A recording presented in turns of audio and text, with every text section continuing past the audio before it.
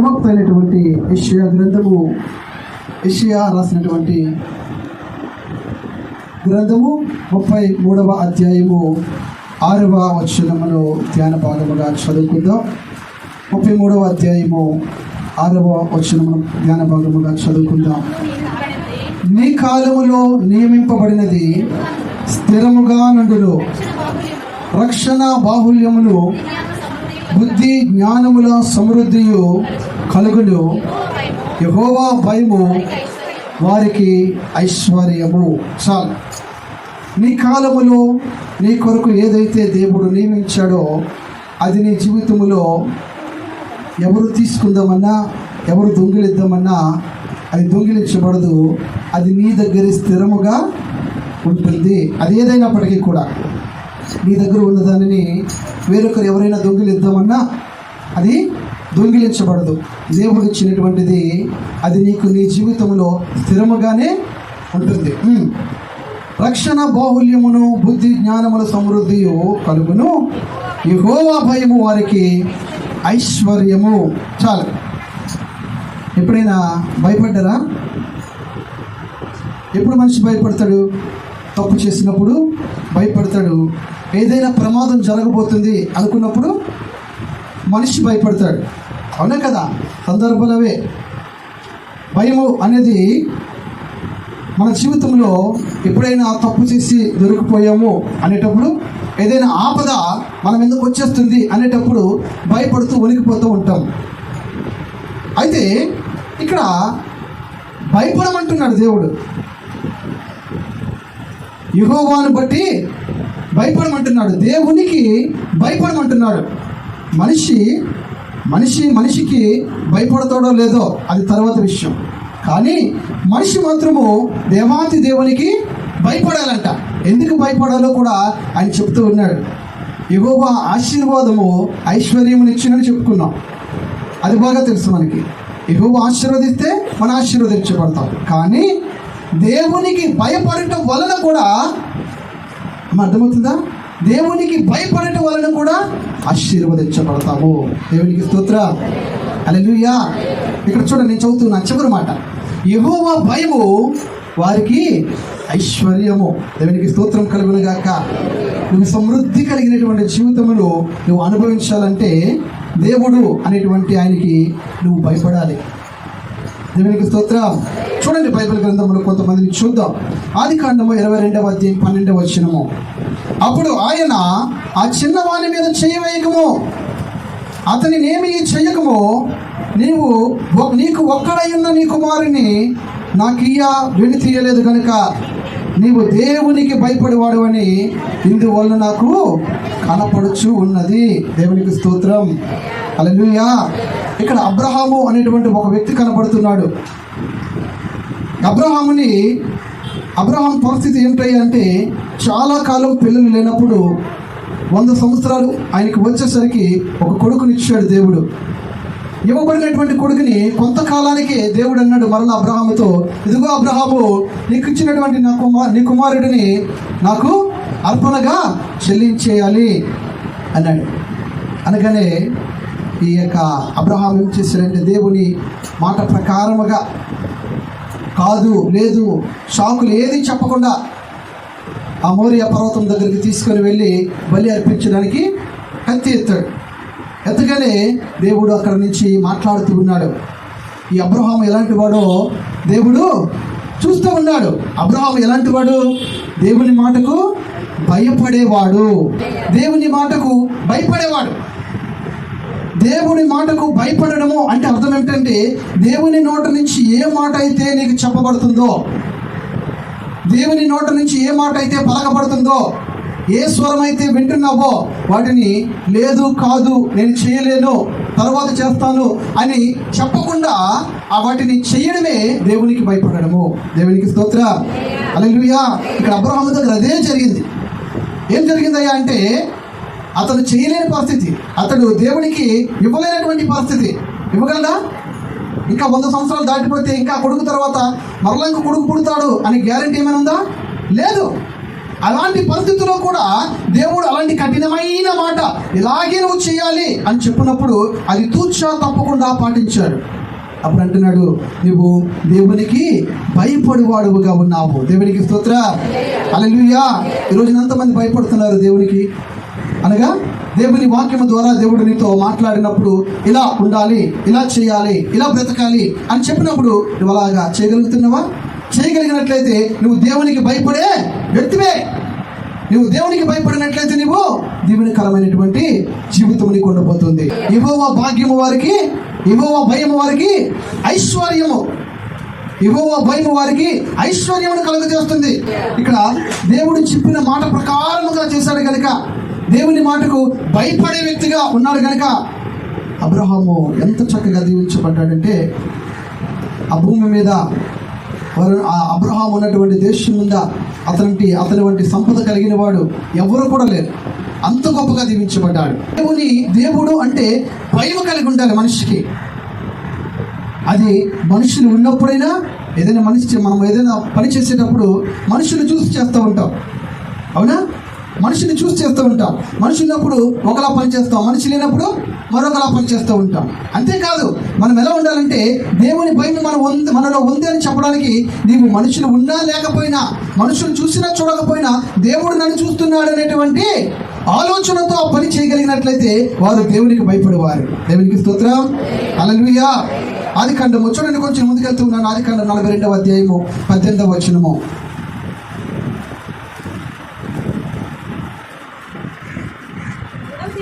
మూడవ దినమున యోసేపు వారిని చూచి, నేను దేవునికి భయపడువాడను. చాలు చాలు చాలు. యోసేపు అనేటువంటి ఒక వ్యక్తి ఉన్నాడు. ఒక గోతులో పడద్రోయబడ్డాడు. అక్కడ నుంచి ఒక శతాధిపతి ఇంటిలోని చేర్చబడ్డాడు. అక్కడ కొంతకాలం ఉన్న తర్వాత మరలా రాజు దగ్గరికి, రాజు తర్వాత రాజు స్థానంలోనికి చేర్చబడ్డాడు. అయితే యోసేపు అనేటువంటి ఈ వ్యక్తి ఏమంటూ ఉన్నాడయ్యా అంటే, నేను దేవునికి భయపడువాడును అంటున్నాడు. అంటే అతనే ధైర్యంగా చెప్తా ఉన్నాడు. అంటే అర్థం ఏంటి? దేవుడు ఏ మాట నాకు చెప్పినా అది జరగదు అని మనుషులు అనుకున్నా నేను ఆయన మాటే వింటాను. అదే చేశారు కదా. ఆయన కళలు వచ్చాయి, దర్శనాలు వచ్చాయి, దేవుడు చూపించాడు. అవి జరగవురా, అది జరిగే పని కాదురా అని అన్నదమ్ములందరూ కూడా అన్నారు. కానీ దేవుడు నాకు ఇదే చూపించాడు కనుక నేను ఇదే నమ్ముతాను. మీరందరూ కలిసి నాకు సాష్టాంగ నమస్కారం చేస్తూ ఉన్నారు, నేను ఇదే నమ్ముతాను అన్నాడు. అంటే యోసేపు అంత ధైర్యంగా నేను దేవునికి భయపడేవాడును అని చెప్పడానికి గల కారణం ఏంటంటే, దేవుడు చెప్పేది ప్రతీదీ కూడా కాదు అనకుండా చేశాడు. అంతేకాదు, దేవుడు చెప్పిన మాటను తన కుటుంబంలో ఉన్న అన్నదమ్ములు, తల్లిదండ్రులు అందరూ వ్యతిరేకించారు. కానీ ఈయన ఏం చేశాడు?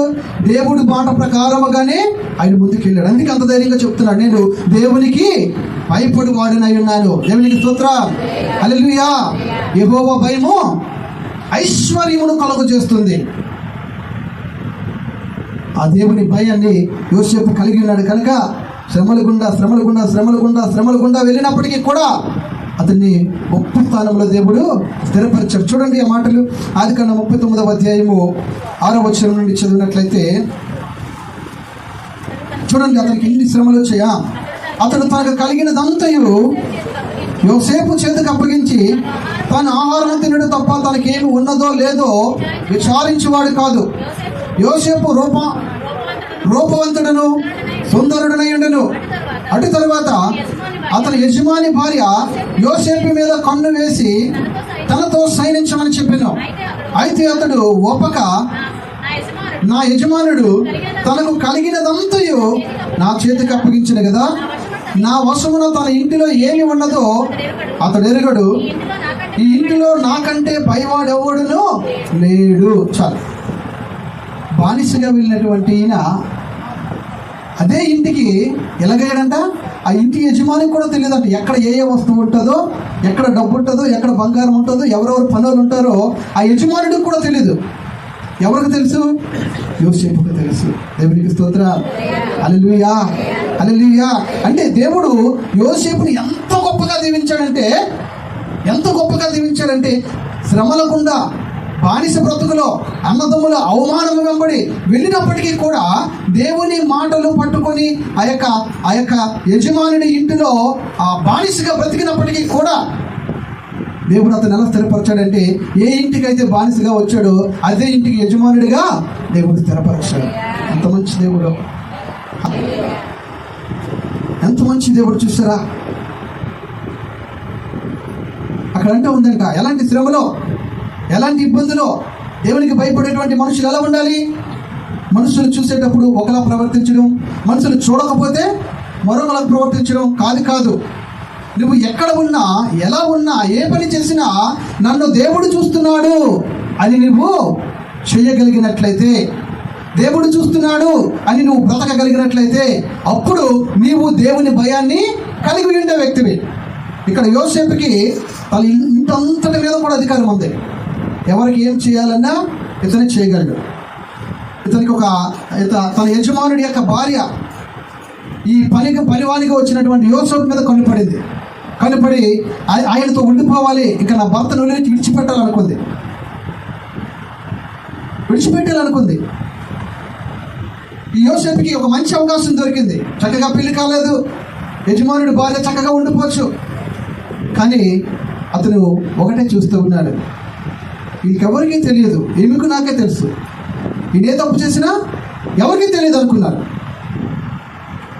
ఆయన మధ్యలో ఒకటే ఉంది, దేవుడు నేను గోతులో పడిపోయినప్పుడు నన్ను చూశాడు, విదేశీయులకు అమ్మబడినప్పుడు నన్ను చూశాడు, ఈ ఇంటిలో బానిసగా అమ్మబడినప్పుడు నన్ను చూశాడు, ఈ రోజున ఇంటంతటి మీద అధికారిగా ఉన్నప్పుడు కూడా నన్ను చూస్తూ ఉన్నాడు, ఈ రోజున ఆమె నన్ను ప్రేరేపిస్తుంది, ఇప్పుడు కూడా నన్ను ఆయన చూస్తూ ఉన్నాడు. దేవునికి స్తోత్రం, హల్లెలూయా.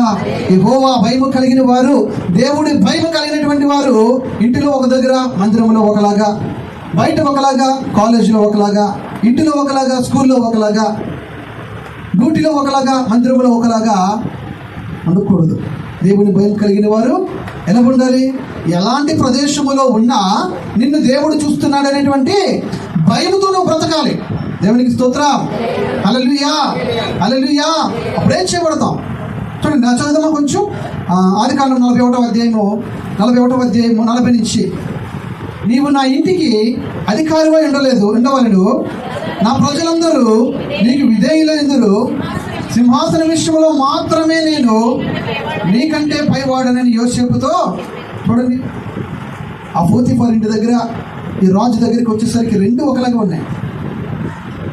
ఆ పోతీఫర్ ఏం చేస్తాడు? నాకు ఈ సంబంధం లేదు, అంతా నీ అండర్లోనే ఉంటుంది. ఈ రాజు దగ్గరికి వచ్చేసరికి ఏం చేస్తున్నాడు? ఈ రాజు సింహాసనం తప్ప మిగిలినవన్నీ కూడా నీ చేతిలోనే ఉంటాయి. ఏంటి అంత గొప్ప ఆశీర్వాదము? ఇక్కడ ఇందాక మనం చదువుకున్నాం కదా, ఏమని? యెహోవా దేవుని భయము ఐశ్వర్యమును కలుగజేస్తుంది. యెహోవా భయమే ఐశ్వర్యము. ఇక్కడ యోసేపుని ఏ స్థితిలో ఉంచాడు దేవుడు? ఐశ్వర్యం అంతా కూడా తన చేతిలో పెట్టాడు. ఆ దేశంలో వచ్చేటువంటి సంపద, అధికారులు, ధనము, బంగారం అంతా కూడా ఇతని చేతిలో పెట్టాడు. ఇతనే ఎవరికైనా కావాలంటే ఇచ్చే స్థితిలో దేవుడు యోసేపుని ఇచ్చాడు. దేవునికి స్తోత్రం, హల్లెలూయా, హల్లెలూయా, హల్లెలూయా. మరి దేవుని భయము కలిగి ఉండకపోవడం వల్ల మనం ఎంత నష్టపోతున్నామో చూసారా? దేవునికి భయపడేటువంటి వ్యక్తులు ఎక్కడ ఉన్నా, నువ్వు 4 గోడల మధ్య ఉన్నా, జనసంచారంలో నీవు ఉన్నా సరే, దేవుడు ఉన్నటువంటి భయముతో నువ్వు బ్రతకగలిగినట్లయితే, దేవుని భయము ఐశ్వర్యమును కలుగు చేస్తుంది. దేవునికి స్తోత్రం, హల్లెలూయా, హల్లెలూయా. మొదటి సమూయేలు గ్రంథం 11వ అధ్యాయము 1 నుంచి, అమ్మోనీయుడైన నాహాషు బయలుదేరి యాబేష్ గిలాదుకు ఎదురుగా దిగెను. అక్కడ ఆగుదాం. చూడండి, ఇక్కడ అమ్మోనీయులైనటువంటి వారు, నాహోషు అనేటువంటి నాయకుడి కింద కొంతమంది సైన్యం ఉంది. వాళ్ళందరూ కూడా ఎక్కడ దిగారు అంటే ఇశ్రాయేలీల దేశంలోనికి దిగారు. ఇశ్రాయేల్ దేశంలోని యాబేష్ గిలాదు అనేటువంటి ప్రాంతానికి ఎదురుగా దిగినప్పుడు ఏమైందంటే చూద్దామా? యాబేషు వారందరూ మేము నీకు సేవ చేయదుము. ఇక్కడ ఇశ్రాయేల్ ప్రజలు చాలా గ్రూపులుగా విడిపోయారు. ఎక్కడ దేవుడు సౌలుని రాజుగా ఏర్పాటు చేసిన తర్వాత, ఎందుకంటే దేవుడు సౌలుని రాజుగా ఏర్పరిచిన తర్వాత కొంతమంది సౌలుని రాజుగా స్వీకరించారు, కొంతమంది స్వీకరించలేదు. ఆయన రాజు ఏంటి, ఆయన మళ్ళీ పరిపాలించడం ఏంటి అనుకునేవారు కొంతమంది ఉన్నారు. కొంతమంది రాజు మాకు కావాలి, ఇతను ఉండాలి అని అనుకునేవారు కొంతమంది ఉన్నారు. అయితే ఇక్కడ అమ్మోనీయులు అనేటువంటి వారి సైన్యంతో దిగి ఇశ్రాయేలు దగ్గర కొంతమందితో మాట్లాడుతారు. ఏమనంటే, యాబేష్ గిలాదు వారితో మేము నీకు సేవ చేయదుము, మాతో నిబంధన చేయమని నాహోష్తో అనేది. వీళ్ళు ఏమన్నారంటే, అక్కడ మాకు రాజుగా ఉన్న ఒక వ్యక్తిని దేవుడు పెట్టాడు, కానీ మేము మీకు సేవ చేస్తామని శత్రు రాజులు అనేటువంటి వారితో వీళ్ళు చెప్తూ ఉన్నారు. అమ్మ అర్థమవుతుందా? ఇప్పుడు ఉన్నటువంటి ఇశ్రాయేలు ప్రజలు అనేటువంటి వారితో దేవుడు ఒక సౌలు అనేటువంటి ఒక రాజుని ఏర్పరచుకున్నాడు. అయితే శత్రువులు అనేటువంటి వారు ఒక ప్రాంతంలోకి వచ్చేసరికి ఆ ప్రాంతం వారు అంటున్నారు, ఇదిగో మేము మీకు దోషలుగా ఉండిపోతాం, మీరు మమ్మల్ని ఏలండి అంటున్నారు. అయితే ఏమైంది నచ్చదమ్మా? ఇశ్రాయేల్ అందరి మీదకి నింద తెచ్చినట్లు మీ అందరి కుడికొండలను ఓడదీయుదనని మీతో నేను నిబంధన చేసేదనని అమ్మోనీయుడైన నాహోషు యాబేషు వారి పెద్దలతో చెప్పెను. అయితే మేము మీరు దోషం అయిపోతాము అనగానే ఆ అమ్మోనీయులకి అధిపతి అనేటువంటి వాడు ఏమన్నాడు తెలుసా? ఇదిగో మీ అందరి కుడికొండలని ఓడదీసేస్తాను నేను, మీరు నిందకు ఆస్పాదంగా ఉంటారు, అవమానకరంగా మీరు ఉండాల్సి ఉంటుంది అనేసి ఈ యొక్క అమ్మోనీయుల యొక్క అధిపతి చెప్తాడు అన్నమాట వాళ్ళతో. చెప్పగానే చదవండి, యాబేషు వారి పెద్దలతో చెప్పగా వారు, మేము ఇశ్రాయేలు సరిహద్దులన్నిటి దూతలను పంపిడికై మాకు 7 దినముల గడువు మాకు ఇమ్మని, మమ్మల్ని రక్షించుటకు ఎవరినో లేకపోయిన ఎడల మమ్మల్ని మేము నీకు అప్పగించుకుందామని చెప్పాను. చాలు, వీళ్ళు చెప్తా ఉన్నారు, ఇదిగో మాకు ఒక 7 రోజులు టైం ఇవ్వండి, మీరు మమ్మల్ని పరిపాలించడానికి వచ్చారు, ఒక 7 రోజులు టైం ఇవ్వండి, ఒకవేళ మమ్మల్ని రక్షించేటువంటి వ్యక్తి ఎవరైనా ఉంటే పర్వాలేదు, లేకపోతే మాత్రం మేము మీకు దాసులుగా ఉండిపోతాము అన్నాడు. తర్వాత దూతలు సౌలు గిబియాకు వచ్చి జనులకు ఆ వర్తమానము తెలియజెప్పగా జనులందరూ బిగ్గరగా ఏడ్చిరి. ఆ ప్రజలైనటువంటి వారికి ఆ వార్త తెలియగానే వాళ్ళు ఏం చేశారు, ఆ దేశంలో ఉన్నటువంటి వారందరికీ మాట చెప్పారు. ఏమని? ఇదిగో అమ్మోనీయులైనటువంటి వారు మన దగ్గరికి వస్తూ ఉన్నారు, వారు మన కుడికొండల్ని పెరిగేసి మనల్ని వాళ్ళు ఏలుబడి చేస్తారంట అని చెప్పగానే ఆ దేశంలో ఉన్న ప్రజలందరూ కూడా బోరుని ఏడ్చారంట. ఇంకా తర్వాత సౌలు పొలము నుండి పశువులను తోలుకొని వచ్చుచు జనులు ఏడ్చుటకు హేతువేమని అడగగా వారు యాబేషు వారు తెచ్చిన వర్తమానం అతనికి తెలియజేసేది. సౌలు ఆ వర్తమానం విని దేవుని ఆత్మ అతని మీదకి బలముగా వచ్చెను. అతడు అత్యాగ్రహుడై ఒక కాడి ఎడ్లను తీసి తునకలగా చేసి ఇశ్రాయేలీల దేశంలోని నలుదిక్కులకు దూతల చేత వాటిని పంపి సౌలుతోనూ సమూయేలుతోనూ చేరకుండా వాడెవడో వాని ఎడ్లను నేను ఈ ప్రకారముగా చేయదునని వర్తమానము చేసెను.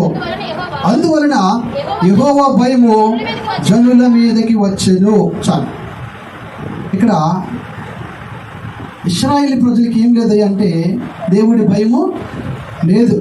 ఎందుకు దేవుని భయం లేదని చెప్తూ ఉన్నాడంటే, దేవుడు ఇశ్రాయేలీని అందరూ కోరుకున్న ప్రకారముగానే ఒక్కొక్క రాజు కావాలని అడిగారు.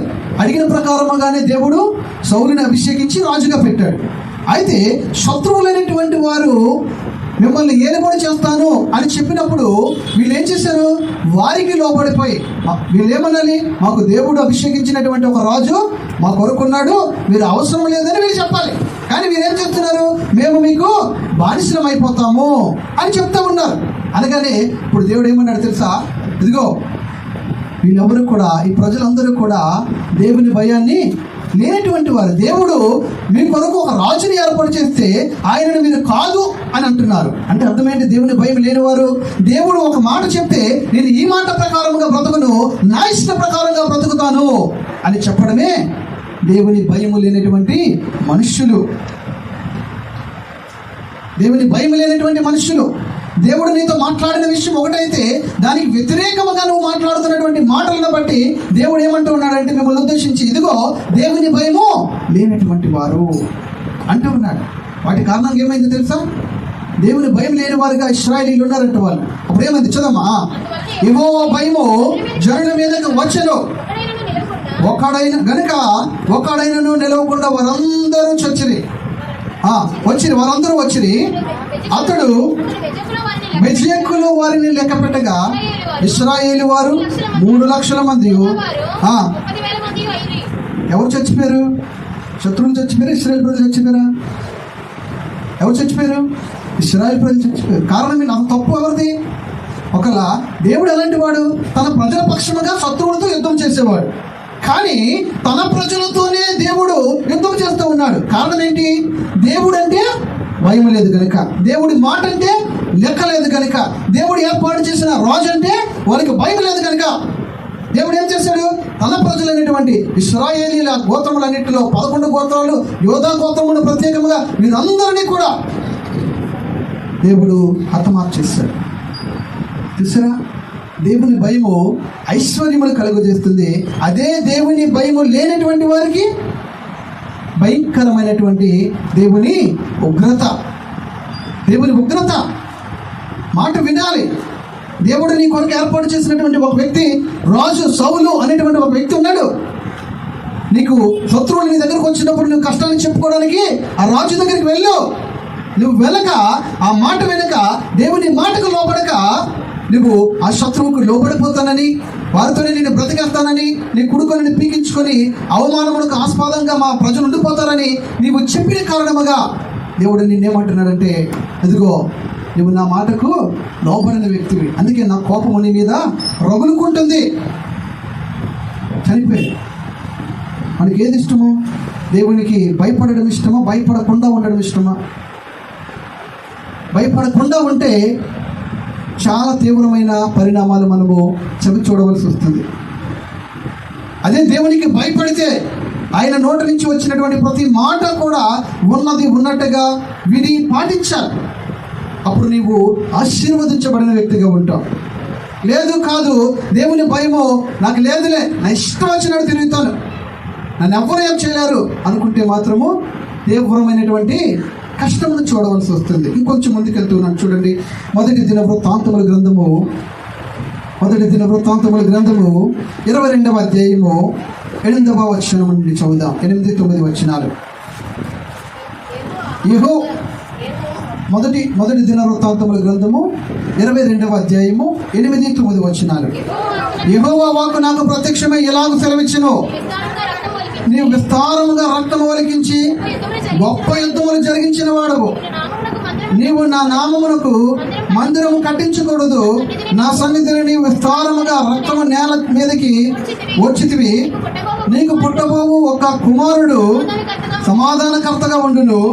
చుట్టూ ఉండి అతని శత్రువులందరినీ నేను తోలివేసి అతనికి సమాధానము కలుగజేతును.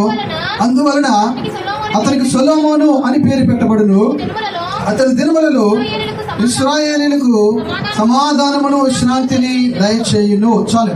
ఇక్కడ మనకి తెలుసు, అందరికీ తెలిసినటువంటి గొప్ప మహారాజు దావీదు మహారాజు. అతడు చాలా బాధతో ఉన్నాడు. ఎంత బాధతో ఉన్నాడంటే, అయ్యో నేను మంచి కర్రలతోటి, మంచి చెక్కలతోటి కట్టబడినటువంటి గృహంలో నేను బ్రతుకుతూ ఉన్నాను. కానీ ఈ భూమి అంతటినీ కలుగు చేసినటువంటి సృష్టికర్త నేరాల కింద ఉన్నాడు. కాబట్టి ఆయనకి నేను ఒక మంచి దేవాలయం కట్టాలనుకున్నాడు. అయితే దేవుడు మాట్లాడాడు, దావీదు నువ్వు కట్టవు, నువ్వు అనుకుంటావు కానీ నువ్వు కట్టలేవు. ఎందుకంటే నీ చేతి నిండా రక్తం ఒలిగింది, అనేక మంది శత్రువులు అనేటువంటి వారిని నీవు చంపవు, కాబట్టి నీవు కట్టలేవు. కానీ నువ్వు కట్టాలనుకున్నది నీ కుమారుడు కడతాడు అని దేవుడు దావీదుకి చెప్పాడు. ఆ ప్రకారంగానే దావీదు కూడా కట్టడానికి పూనుకొనలేదు. కానీ ఆ మందిరం కట్టడానికి ఏవేవైతే అవసరం ఉందో, బంగారము, వెండి, రాళ్ళు, ఎత్తడి, కర్ర, చెక్క అన్నీ కూడా పనివారితో సహా అంతా సిద్ధపరిచి తన కుమారుడికి అప్పగించాడు. అప్పగించిన తర్వాత ఆ సొలొమోను ఆ దేవుని మందిరాన్ని కట్టాడు. అయితే ఇప్పుడు 17వ వచనం. మరియు తన కుమారుడైన సొలొమోనుకు సహాయము చేయవలనని దావీదు ఇశ్రాయేలు అధిపతులకు అందరికీ ఆజ్ఞాపించింది. ఎట్లనగా, మీ దేవుడైన యెహోవా మీతో కూడా ఉన్నాడు కదా, చుట్టూ ఉన్న వారి వలన తొందర లేకుండా ఆయన మీకు నెమ్మదినిచ్చిన్నాడు కదా, దేశ నివాసులు ఆయన నాకు వశపరిచిన్నాడు. యెహోవా భయము వలనను ఆయన జనుల భయము వలనను దేశము లోపరచబడి ఉన్నది. దావీదు చుట్టూ ఉన్నటువంటి వారందరూ కూడా శత్రువులు. ఇప్పుడు అందుకే దేవుడు దావీదుని, నువ్వు నాకు మందిరాన్ని కట్టవద్దు, ఎందుకంటే నీ చేతి నిండా రక్తంతో నిండిపోయింది అన్నాడంటే అర్థం ఏంటంటే అప్పటికే చాలా శత్రు దేశాలతో యుద్ధాలు చేసి వారిని చంపి వారి దేశాలు స్వాధీనపరుచుకున్నాడు. అదే చుట్టూ ఉన్నటువంటి దేశాలు తన కుమారుడు విషయంకి వచ్చేసరికి ఏమైందయ్యా అంటే, చుట్టూ ఉన్నటువంటి వారు శత్రువుల మిత్రులకి శత్రువులు. ఆ శత్రువులందరూ కూడా ఏమైపోయారంట, యుద్ధానికి రాలేదంట. అతను సొలొమోను బ్రతికినటువంటి దినాలలో యుద్ధం అనేది లేదంట. దేనివల్ల చూడండి, అక్కడ చదువుతున్నాను, యెహోవా భయము వలన ఆ దేశము లోపరచబడి ఉన్నది. దేవునికి స్తోత్రం.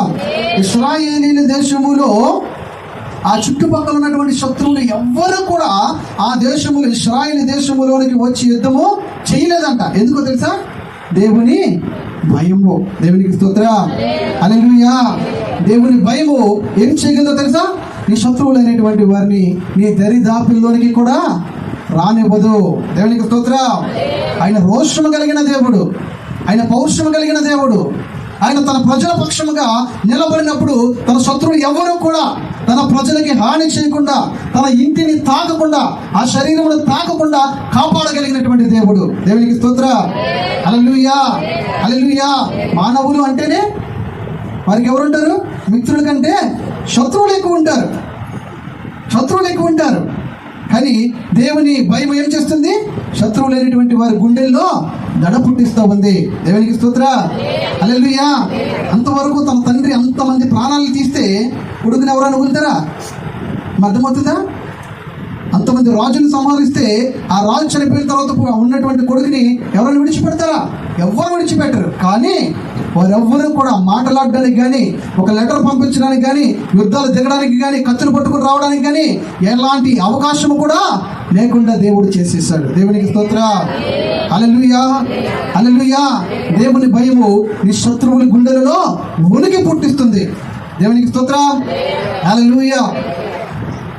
2వ దినవృత్తాంతముల గ్రంథము 17వ అధ్యాయము 5వ వచనము 7వ వచనము చూద్దాం.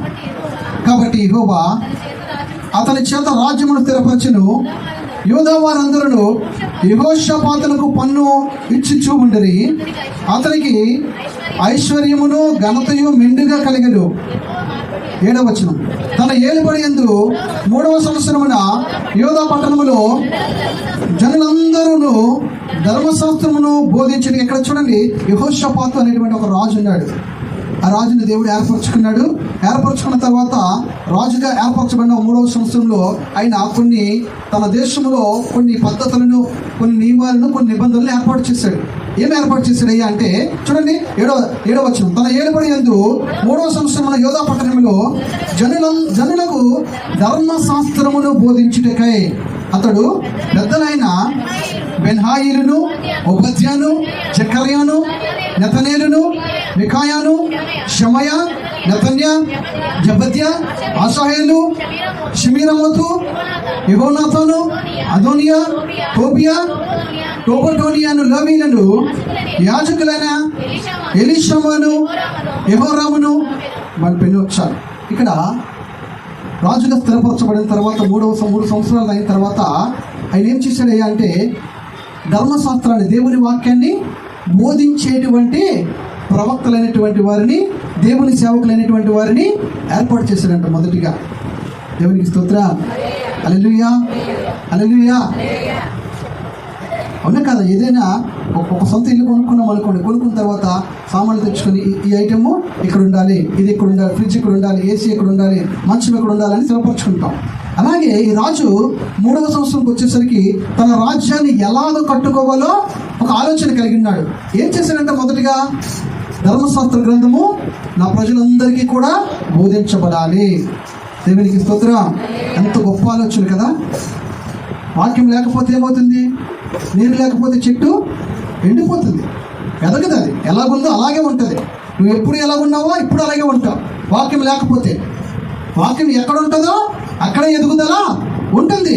నీరు ఎక్కడ ఉంటుందో అక్కడ ఫలాలు వస్తాయి. దేవునికి స్తోత్రం. హల్లెలూయా.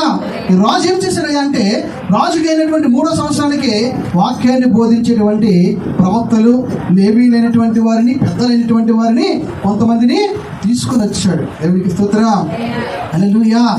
ఎక్కడికి వెళ్ళినా, ఎప్పుడు వెళ్ళినా, ఎక్కడున్నా సరే మన దగ్గర ఏముండాలి? వాక్యం ఉండాలి. ప్రధానమైనది వాక్యమే ఉండాలి. నువ్వు ఎక్కడికి వెళ్ళినా, ఏ ప్రాంతానికి వెళ్ళిపోయినా అక్కడ మన దగ్గర వాక్యం ఉండాలి. దేవునికి స్తోత్రం. ఒక దేశాన్ని స్థిరపరచుట కొరకే వాక్యము బోధించేటువంటి బోధకులైనటువంటి వారిని రాజు ఏర్పరచుకున్నాడు. మరి మన జీవితం చక్కగా కట్టబడాలంటే ఏముండాలి? వాక్యం మన దగ్గర. చూద్దాం. వారు యెహోవా ధర్మశాస్త్ర గ్రంథమును చేతపుచ్చుకొని యూదా వారి మధ్య ప్రకటన చేయొచ్చు, యూదా పట్టణములన్నిటిను సంచరించు. చూడండి, ఆ వాక్యాన్ని బోధించడానికి ఈ రాజు కొంతమందిని ఏర్పరచుకున్నాడు కదా. వారు ఏం చేశారంట? ఆ యూదా దేశంలోనికి వెళ్ళి వారికి ధర్మశాస్త్ర గ్రంథం అంతటిని కూడా బోధిస్తూ ప్రకటిస్తూ ఉన్నారంట. దేవుని వాక్యము విచ్చలవిడిగా ఆగకుండా చెబుతూ ఉన్నారంట. అప్పుడు ఏమైంది? యూదా దేశము చుట్టూ ఉండు దేశముల రాజ్యములన్నిటి మీదకి యెహోవా భయము వచ్చింది. దేవునికి స్తోత్రం. దేవుని భయము లేనటువంటి ప్రజలు యూదా దేశము చుట్టూ ఉన్నారు. యూదా దేశం అంటే ఎవరిది? దేవుని ప్రజలది. వారి చుట్టూ ఉన్నటువంటి వారు ఎవరు? ఈ యూదా దేశమునకు శత్రువులైనటువంటి వారు. వీళ్ళందరూ కూడా ఇప్పటికీ ఇప్పుడు ఎప్పుడు వేల సంవత్సరాల క్రితం ఇది చెప్పబడింది. ఇప్పటికీ కూడా ఎలా ఉంది? యూదా దేశం చుట్టూ, ఇశ్రాయేల్ దేశం చుట్టూ శత్రువులైనటువంటి వారు గుమిగూడుకుని ఉన్నారు. 72 దేశాలు. ఆ దేశము నాశనం అయిపోతే బాగున్నే అని చూస్తూ ఉన్నారు. ఆ దేశం మీదకి ఈ దేశాలన్నీ కలిపి యుద్ధానికి దిగుదామని సిద్ధపడుతూ ఉన్నాయి. ఆ దినాలలో కూడా అలాగే సిద్ధపడ్డారు ఈ యూదా దేశం చుట్టూ ఉన్నటువంటి శత్రువులు. అయితే ఎప్పుడైతే ఈ రాజు లేవీలైనటువంటి వారిని, దేవుని సేవకులైనటువంటి వారిని, ప్రవక్తలైనటువంటి వారిని పంపించి ధర్మశాస్త్ర గ్రంథాన్ని ఆ దేశం అంతా కూడా బోధించబడిందో, ఆ శత్రువుడి పరిస్థితి ఏమైందో తెలుసా? చూడండి, చదవన్నమాట. యూదా దేశము చుట్టూ ఉండదు దేశముల రాజ్యములన్నిటి మీదకి యెహోవా భయం వచ్చినందున వారు యెహోషాపాతుతో యుద్ధము చేయకుండేరి. దేవునికి స్తోత్రం. వీళ్ళందరూ ఎలాగున్నారు? ఈ దేశముతో, యూదా దేశముతో చుట్టుపక్కల చాలా దేశాలు ఉన్నాయి. అన్ని దేశాలు కలిసి ఈ దేశముతో యుద్ధం చేయాలని సిద్ధంగా ఉన్నాయి. అయితే యెహోషాపాతు ఏమీ చేయలేదు. కానీ దేవుని భయం అనేది చుట్టుపక్కల ఉన్న దేశాల మీదకి వచ్చిందంట. ఎప్పుడు వచ్చింది? వాక్యము వెదజల్లినప్పుడు. అర్థమవుతుందా? నీ శత్రువు నిన్ను చూసి భయపడాలంటే, నీ శత్రువు నీ దరిదాపుల్లోనికి రాకుండా ఉండాలంటే ఏముండాలి? నీలో వాక్యము సమృద్ధిగా ఉండాలి. అప్పటి వరకు వాక్యం లేదు దేశంలో. వాక్యం లేదు. 3 సంవత్సరాలు, 3వ సంవత్సరం లేవీయులని, యాజకుల్ని, పెద్దల్ని ఏర్పాటు చేశాడంటే ఈయన. మరి వాక్యం కరువైపోతుంది కాబట్టి శత్రువులైనటువంటి వారు ఏం చేస్తూ ఉన్నారు? ప్లాన్ చేస్తూ ఉన్నారు. వీరిని మింగేద్దాం, ఈ దేశాన్ని తుడిచిపెట్టేద్దాం అనుకుంటున్నారు. కానీ ఎప్పుడైతే దేవుని వాక్యము, ఇప్పుడు చెప్పబడినటువంటి ఈ ప్రవక్తలు, ఈ దేవుని సేవకులు, బోధకులు, పెద్దలు అందరూ కూడా దేశం నలుమూలలకి వెళ్ళిపోయి వాక్యాన్ని బోధించగానే దేవుని భయము ఆ దేశం చుట్టూ ఉన్న వారందరి పట్ల వచ్చింది. యుద్ధానికి వద్దాం అందరూ అనుకున్నారు, కానీ ఎవ్వరు కూడా యుద్ధానికి రాలేదు. దేవునికి స్తోత్రం. హల్లెలూయా. మన దేశం అంతా సస్యశ్యామలంగా బ్రతికింది. హల్లెలూయా. ఈ రోజున మనుషుల జీవితాల్లో గొడవలు, అల్లరులు, విభేదాలు, శత్రుముఖులు గుమ్ముగూడుతూ ఉన్నారు. నిన్ను అని మింగేద్దామని, ఎప్పుడు దొరుకుతారా అని అవకాశాల కొరకు ఎదురు చూస్తున్నటువంటి వారు. అయితే దేవుని వాక్యము నీలో ఉండగలిగినట్లయితే, దేవుని వాక్యము నేను పాటించగలిగినట్లయితే, దేవుని వాక్యము నేను చదవగలిగినట్లయితే నీ శత్రువు నీ దగ్గరికి రాడు. వారు ఎన్ని ప్రయత్నాలు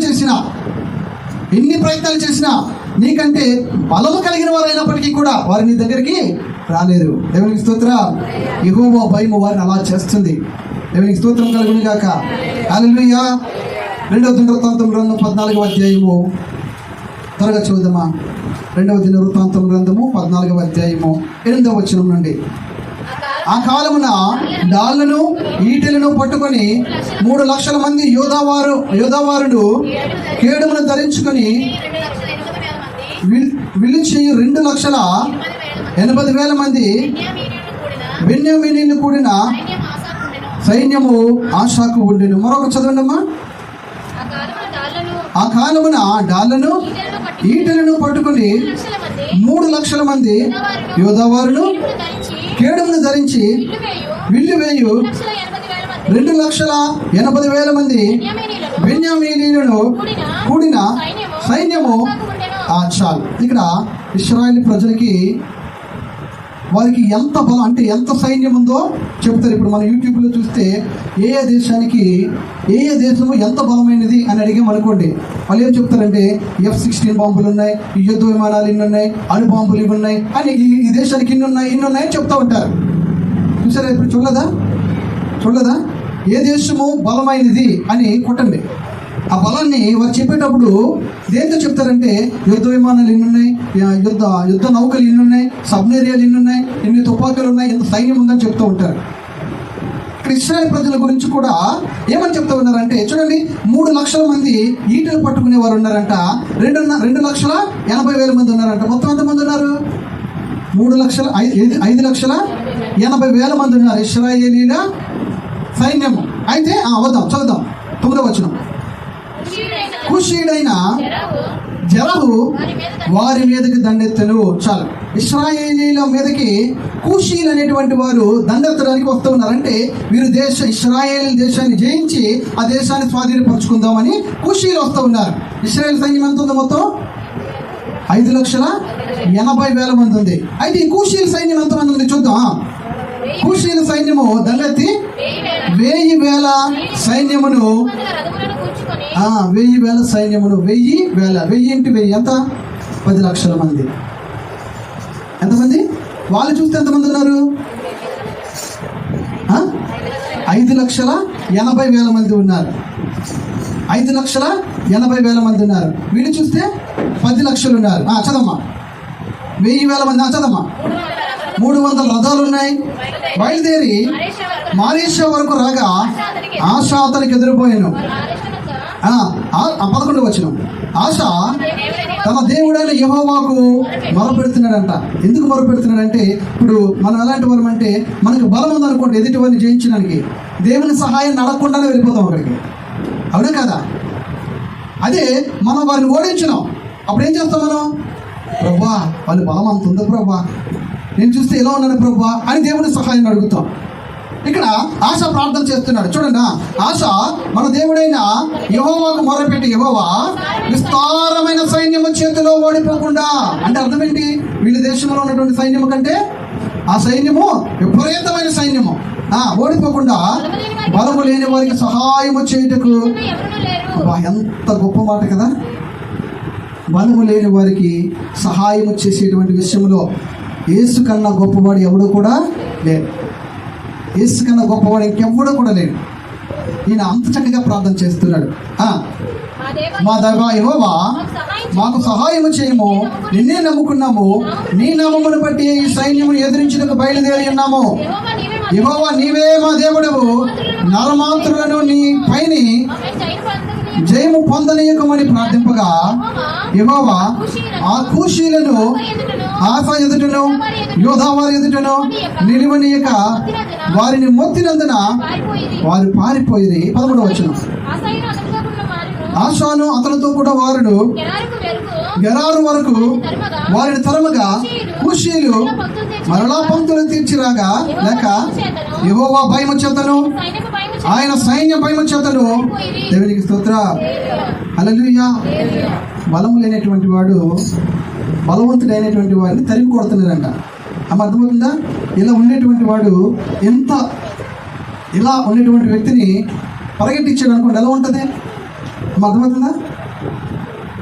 ఇలా ఉండేటువంటి మనిషి ఎంత బలిష్టమైనటువంటి వ్యక్తి, ఆమడ ఎత్తుగల వ్యక్తి ఉన్నారు. ఇలా ఉండేటువంటి వ్యక్తి రోడ్డు మీద పరిగెట్టిస్తున్నాడు అనుకోండి, ఎలా ఉంటుంది? అరే బా వీడిని చూసి ఈడు పారిపోతున్నాడు ఏంటి అనుకుంటారు మనుషులు. అనుకోరా? వాడు అంటే ఎగిరిపోతాడు కదా, తిరిగి ఇలాగ అంటే ఎగిరిపోతాడు, కానీ ఎలా పారిపోతున్నాడు ఏంటి అని అనుకుంటారా లేదా? ఇక్కడ అలాగే ఉంది. వాళ్ళ సైన్యానికి శత్రువు సైన్యానికి తేడా చాలా డిఫరెంట్.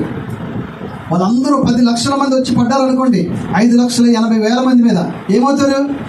అందరూ చేస్తారు, 5,80,000 మంది కూడా. కానీ ఇక్కడ ఏం జరిగిందో తెలుసా? యెహోవా భయము. చూడండి, చదువుతూ ఉన్నాను 12వ వచనం. మరియు ఆ కూషీయులు 13వ వచనం. ఆశాయి అతనితో కూడా ఉన్నవారును గెరారు వరకు వారిని తరమగా కూషీయులు మరలా పంక్తులు తీర్చి పరిగెట్టించారంట. వీళ్ళు ఇశ్రాయేలీల యోధా గోత్రం వారే వాళ్ళు పరిగెట్టించారంట. కానీ పరిగెట్టి మరలా ఆగారంట. ఆఖరి ఏమైంది? మరలా వారు పంక్తులు తీర్చలేక యెహోవా భయం చేత, అంటే అప్పటికే ఈ ఇశ్రాయేలీలతో వారు యుద్ధం చేస్తూ ఉన్నారు. ఎక్కువ మంది కదా చేస్తూ ఉన్నారు. అయితే వాళ్ళు తక్కువ మంది ఉన్నా సరే చక్కగా పోరాడుతున్నారు. ఎక్కువ మంది ఏం చేస్తున్నారు? పోరాడలేకపోతున్నారు. వీళ్ళేం చేస్తున్నారు? గుంపులుగా కూడుకొని వారిని జయిద్దాం అనుకుంటున్నారు. అయితే ఏమైంది? యెహోవా భయము చేత, ఆయన సైన్యము భయము చేతను పారిపోయారు. యోధా వారు విశేషమైన కొల్ల సొమ్ము పట్టుకొనిరి. దేవునికి స్తోత్రం. హల్లెలూయా, హల్లెలూయా. వీరికంటే బలమైన జనము వారి మీదకు వస్తూ ఉన్నారు. అప్పుడు దేవుడు ఏం చేశాడు తెలుసా? 12వ వచనంలో, ఇదిగో వారు నిలువనీయక వారిని మొత్తెను అన్నాడు. దేవుడు వారిని ఏం చేశాడు? మొత్తాడంట. అర్థమవుతుందా? దేవుని భయము శత్రువులు లేనటువంటి వారిని మొత్తుతుంది. మనం అనుకుంటాం, బాబోయ్ వాళ్ళంత మంది ఉన్నారు, వారిని ఏం చేయగలం? వారంత బలవంతులు, వారిని ఏం చేయగలం? వారి పక్కన అంత ఇన్ఫ్లుయెన్స్ ఉంది, వారిని ఏం చేయగలం అని మనుష్యుడు అనుకుంటాడు. దేవుడు ఏం చేస్తాడు తెలుసా? మన పక్షముగా మనము దేవునికి భయపడే వారముగా ఉండినప్పుడు దేవుడు ఏం చేస్తాడంటే మన పక్షముగా నిలబడి వారిని మొత్తుతాడంట. దేవుని భయం ఏమిటో వారికి చూపిస్తాడంట. దేవుడి మొత్తితే ఏమవుతుందో తెలుసా? చూడండి, ఒక 2-3 ఎగ్జాంపుల్ చూపించి ముగిస్తాను. దేవుడు మొత్తాడు అనుకోండి. 1 సమూయేలు గ్రంథము 5వ అధ్యాయం 9వ వచనము, 2వ సమూయేలు గ్రంథం 12వ అధ్యాయం 16వ వచనము, 2వ రాజుల గ్రంథం 5వ అధ్యాయం 1వ వచనం 5వ వచనం. చూడండి, 1 సమూయేలు 5:9 చదవండి. అయితే వారు అష్టోదు నుండి గాతునకు దానిని మోసుకొని పోయిన తర్వాత యెహోవా హస్తము ఆ పట్టణపు పెద్దలను పిల్లలను రహస్య స్థానములలో గడ్డలు లేపి వారిని మొత్తి, దేవుడు మొత్తితే ఏమవుతుందో తెలుసా? మీరు ఇలా సంకేతిస్తారు కదా, ఇక్కడ ఒక సెగ్గొడ్డు వచ్చింది అనుకోండి, ఇక్కడ సెగ్గొడ్డు వచ్చింది, ఎలా ఉంటుంది? అలాగే నడుస్తారు, అంతేనా? ఇక్కడ ఉంటే ఉంచగలరా? రహస్యమైన ప్రదేశాలలో గడ్డను రప్పిస్తాడు. దేవుడు మొత్తితలా ఉంటుంది. నువ్వేం చేయవలసిన వాళ్ళని అర్థమవుతుందా? నీ శత్రువులు అనేటువంటి వారితో నువ్వు పోరాడడానికో, కొట్లాడడానికో, అరవడానికో ఏం చేయవలసిన లేదు. యెహోవా భయము వారిని మొత్తుతుందంట. మొత్తితే ఏమవుతుంది? రహస్యమైన ప్రదేశాల్లో నీకు కనపడకుండా ఉన్నటువంటి ప్రైవేట్ పార్ట్లలో గడ్డలుగా వచ్చేస్తాయంట.